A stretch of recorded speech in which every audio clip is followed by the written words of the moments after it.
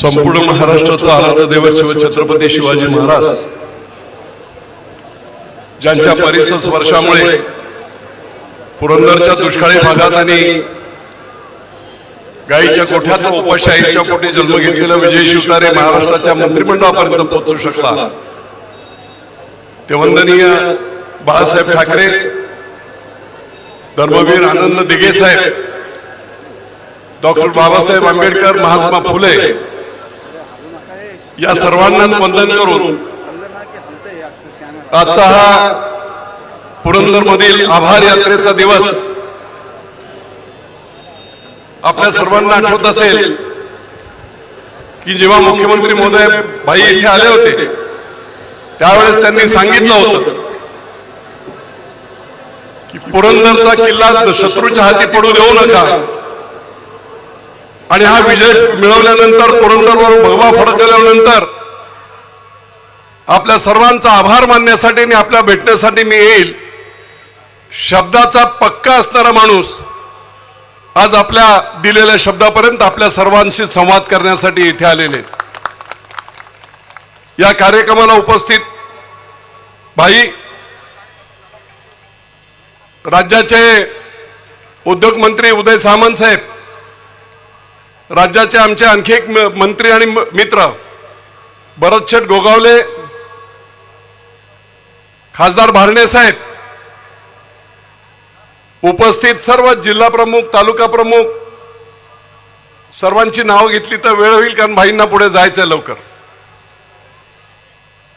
लाडक्या बहिणी इतक्या फेटे घालून शेवटपर्यंत बसलेले आहेत. मी एकच तुम्हाला सांगतो, जर हा तुमचा लाडका भाऊ मुख्यमंत्री झाला नसता तर हे भाग्य आणि स्वाभिमानाचे दर महिन्याचे 1500 रुपये देण्याचं म्हणजे वर्षाला 45,000 कोटी देण्याचं धाडस दुसरा कोणताही माणूस दाखवू शकला नसता. त्याचं कारण हे आहे की सोनाचा चमचा तोंडात घेऊन आलेले नाही. तुमच्या आमच्यासारखेच सातारा जिल्ह्यातील कोयनेच्या धरणामध्ये बाधित झालेल्या गावाचे एक कुटुंब मुंबईत जाते, ठाण्याला जाते आणि चरितार्थ चालवत, रिक्षा चालवत, पुढे एक शाखा प्रमुख आणि राज्याच्या मुख्यमंत्री पदापर्यंत मजल मारणारे हे कर्तृत्ववान व्यक्तिमत्व हे तुमच्या आमच्यातलं आहे. आणि म्हणून त्या संवेदना असल्यामुळे कितीही विरोधकांनी टीका केली, टॅक्स पेअरचे पैसे जातील, अमुक होईल, तमुक होईल, पण मुख्यमंत्री महोदय त्यावेळेस एकदम ठाम होते आणि त्याचे परिणाम सर्व महाराष्ट्रभर दिसले. स्वाभिमानाने जगण्यासाठी 1500 रुपये ही रक्कम छोटी वाटते, पण त्याचा उपयोग किती होतो याची दोनच उदाहरणं भाई मी तुम्हाला सांगतो. माळशिरस करून माझ्या इथे गाव आहे, मोठं गाव आहे, 6,500 आणि गायकवाड वस्ती नावाची एक वस्ती आहे. तिथे 3 वर्षापूर्वी एक अपघात झाला होता आणि घरातला करता माणूस गायकवाड त्यांचं निधन झालं आणि 6 दिवसात त्यांच्या 22 वर्षाच्या मुलीचं देखील निधन झालं. मी त्यांना भेटायला गेलो त्यावेळेस त्या माऊलीने त्या 47 वर्षीय व्यक्तीच्या, गायकवाडांच्या आईने सांगितलं ते खूप भयानक होतं. तेवढे बापू, हा माझा मुलगा 15 दिवसाचा ताना असताना माझा नवरा वारला. 1.5 एकर जमीन आणि त्या जमिनीमध्ये मेहनत करत मी संसार उभा केला, याचं लग्न केलं. संसार चांगला असताना दृष्ट लागली. काही दिवसानंतर लाडक्या बहिणींचे जेव्हा पैसे मिळायला लागले त्यावेळेस परत त्या गावामध्ये गेलो होतो. त्यावेळेस तिने सांगितलं होतं की मी धडधडत होते म्हणून मी माझा संसार करू शकतो, पण लाडक्या बहिणींचे पैसे मिळायला लागल्यानंतर फिरत मी त्या गावात गेल्यानंतर पुन्हा गायकवाडांच्या घरी गेलो आणि मी असं थोडस विचारलं, काय लाडक्या बहिणींनो कसं आहे, पैसे वगैरे येतात की नाही. मला पाहिल्याबरोबर त्या गायकवाड सिनियर आणि त्यांची विधवा सून दोघेही समोर आल्या आणि त्या वयस्कर गायकवाड महिलेच्या डोळ्यातून अश्रू होते. मी म्हटलं माझं काय चुकलं की काय, डोळ्यात अश्रू का? त्यांनी जे उत्तर दिलं ते म्हणे, बापू 2 वर्षापूर्वी आला त्यावेळेस मी सांगितलं होतं की माझ्यावर संकट आलं, नवरा गेला, परंतु 1.5 एकर शेतीमध्ये एक शेती कसत मी संसार उभा केला, याचं लग्न केलं, सर्व संसार केला. आज माझं वय झालंय, मला बीपी आणि शुगरचा त्रास आहे, माझ्या मुलीला स्पायनल कोडचा त्रास आहे. आम्ही दोघेही शेती करू शकत नाही. हे जे 1500 रुपये मुख्यमंत्र्यांनी दिले आहेत, त्या 1500 रुपयामध्ये दर महिन्याला आमचं डायबिटीस, प्रेशर आणि या सगळ्या औषधांचा बंदोबस्त आमचा त्याच्यातून झालाय. मी फुरसुंगीमध्ये एका ठिकाणी गेलो होतो. मोठा कॉलेजन 2 कोटीचा बंगला होता. कर्तव्यगार महिला होती आणि तिने मला सांगितलं की बापू मी स्वतःच्या शेतीवर हा सगळा बंगला उभा केलाय, मी संपूर्ण हे उभं केलंय. दर वर्षाला मला 50-50 लाख रुपये कांद्याचे होतात. पण म्हणे तू आता जे काही सांगितलं त्याच्यावर मला कळलं की मी आतापर्यंत पूर्ण आयुष्य या शेतीमध्ये करत मोठा संसार केला, पण माझ्या नवऱ्याने आज तक माझं खातं देखील उघडलं नाही. आता जेव्हा हे लाडक्या बहिणींचे पैसे यायला लागले त्यावेळेस माझं खातं उघडलं गेलं आणि आता नवरा मला विचारतो आले का 1500 रुपये, आले का 1500 रुपये. प्रचंड पुण्याचं काम आपल्या हातून झालंय बाई. वेळ वेगवेगळ्या पद्धतीने येईल, पण कोट्यावधी लाडक्या बहिणींचा आशीर्वाद आपल्याला प्रचंड उंचीवर घेऊन जाईल, जेणेकरून आणखी मोठं काम आपल्या हातून महाराष्ट्राच्या जनतेसाठी. निवडणूक अतिशय अटीतटीची झाली. शेवटपर्यंत तिकीट डिक्लेअर होईपर्यंत प्रेशर, त्याच्यानंतर निवडणूक सुरू झाली. निवडणुकीतल्या काही गोष्टी आपल्याला लक्षात आल्या असतील, परंतु प्रचंड ताकदीने प्रत्येक मतदार भाई मावळा झाला. प्रत्येक मतदार लहान मुलांपासून, म्हणजे जेव्हा विजयी मिरवणूक निघाली मी बाहेर आलो ऑफिसच्या सरकारी कचेरीच्या बाहेर, हे तोडून 20-25 हजार तरुणांची गर्दी.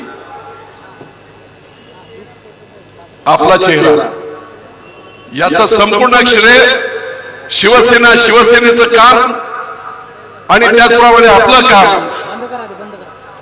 समाज यात्रेच्या दरम्यान आपण शब्द दिले, एवढेच मी बोलतो. नंबर 1, गुंजवणीचं पाणी 1.5 वर्षाच्या आत पुरंदरमध्ये फिरणार म्हणजे फिरणार. जी वरून लाईन घ्यायची होती 6 किलोमीटर लाईन झाली सुद्धा. 6 किलोमीटर जास्तीत जास्त 1.5 वर्ष होतो.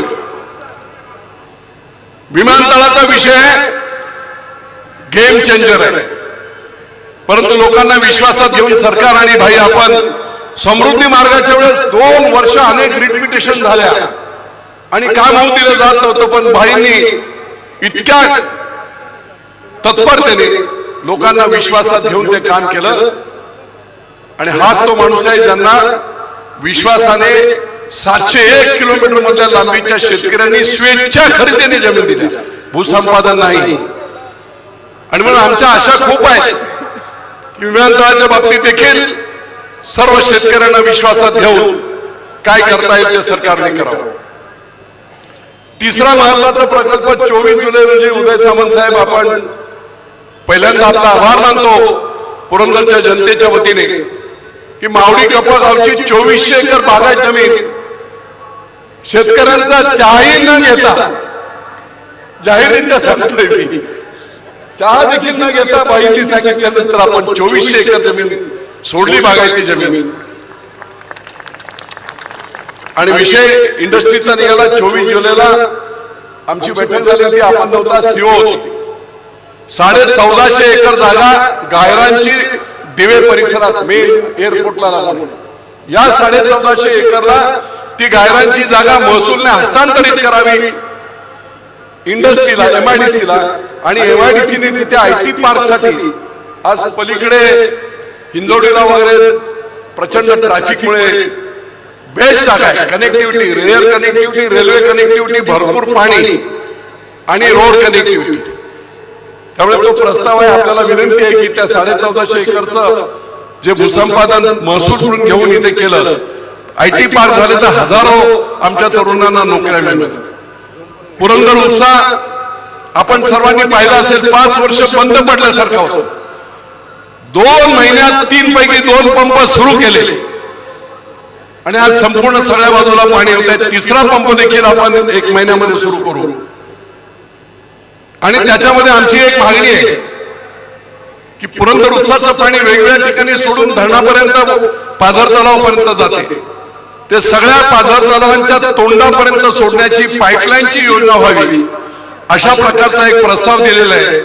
त्या प्रस्तावाला देखील आपण मदत करावी. निश्चितपणे एक वेगळ्या प्रकारचा प्रचंड फायदा, जास्तीत जास्त इरिगेशन त्याच्या माध्यमातून होणार आहे. आणखी एक अतिशय महत्वाकांक्षी प्रकल्प जो बारामतीच्या लोकांना, नेत्यांना देखील कधी सुचला नव्हता. बारामतीच्या पश्चिम पट्ट्यामध्ये 29 गावामध्ये पियाला देखील पाणी नाही. पण ते माझ्या लक्षात आलं, नीरा नदीमधून 100 TMC 50 TMC पाणी वाहून जाते.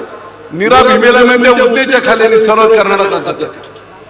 आणि मग हे नीरा नदीतलं पाणी 5 TMC उचलून सासवडवरून जाणाऱ्या करा नदीत टाकणे, नाझरे धरणात टाकणे, तिथून उपसा सिंचन करून पुरंदरच्या बाकीच्या दुष्काळी गावांना पाणी देणे. आणि त्याचबरोबरीने आजच माझी अजितदादांची देखील बोलणं झालं होतं की त्या 29 गावांना देखील पाणी देता येईल आणि कायमचा 50 वर्षाचा प्रश्न सुटेल.